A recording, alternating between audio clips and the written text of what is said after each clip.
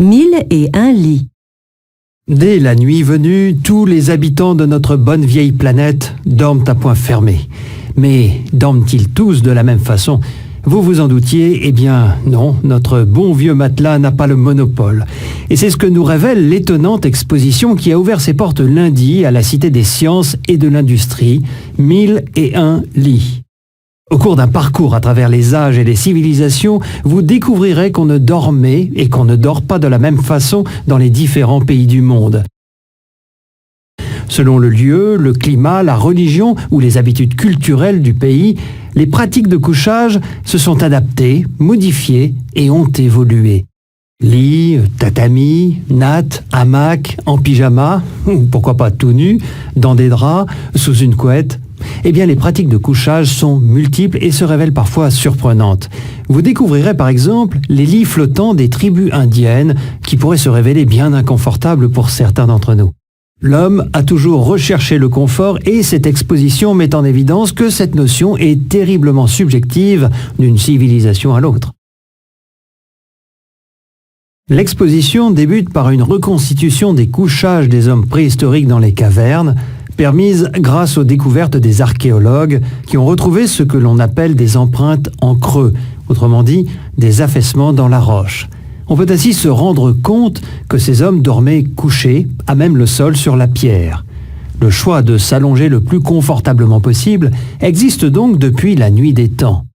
Se coucher relève bien d'un apprentissage, d'une technique, car nous ne nous couchons pas par hasard. On nous a appris à nous coucher. C'est toute une éducation au sommeil. En France, selon les années, les modes de couchage ont évolué.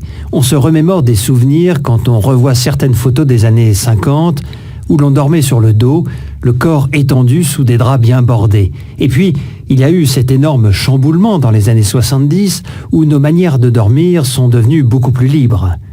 Ceci s'illustre avec des photos et des mises en scène où l'on voit des lits recouverts de couettes moelleuses. Ces dernières ont permis aux Français de dormir à la nordique, c'est-à-dire sur le ventre et souvent sans vêtements.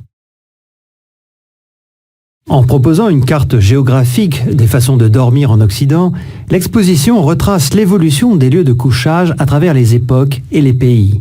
Cette carte nous fait découvrir quantité de pratiques.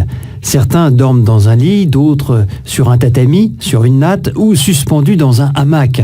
Certains encore utilisent un oreiller, d'autres un traversin et d'autres rien de tout cela. Multitude de pratiques liées à notre éducation, à notre culture, voire à notre religion. Selon les sociétés, les choix de couchage sont très différents, mais toutes ces pratiques ont une histoire. Nous apprenons par exemple que l'utilisation des draps par les Méditerranéens est liée à la domestication du lin qui a permis de les fabriquer. Depuis presque toujours, les familles méditerranéennes se couchent dans des chambres non chauffées, leurs lits bordés et recouverts de couvertures. Cette pratique perdure. Aujourd'hui encore, il est d'usage de ne point chauffer les chambres à coucher et d'augmenter le nombre de couvertures en fonction de la fraîcheur de la pièce. La visite se poursuit et nous découvrons une toute autre façon de procéder. Les sociétés scandinaves, nordiques ont fait quant à elles un choix complètement différent.